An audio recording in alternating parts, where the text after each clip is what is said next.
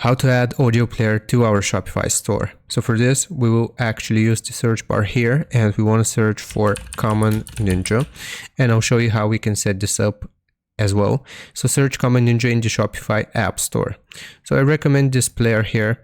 It's going to look like this, Common Ninja Audio Player. So we just want to click on it, and we will install this onto our website.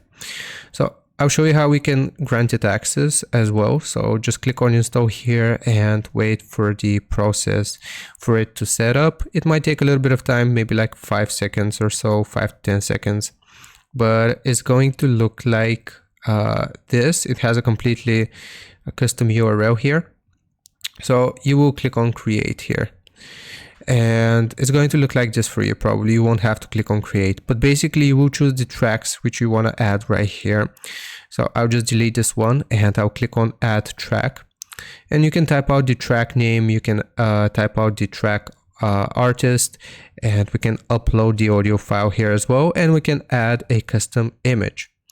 So what do we do right here after we have set this up? We can change the layout, we can integrate it and change the settings here as well. So after we have saved changes, we'll just click on save changes, and we will name this audio player, and we want to click on this.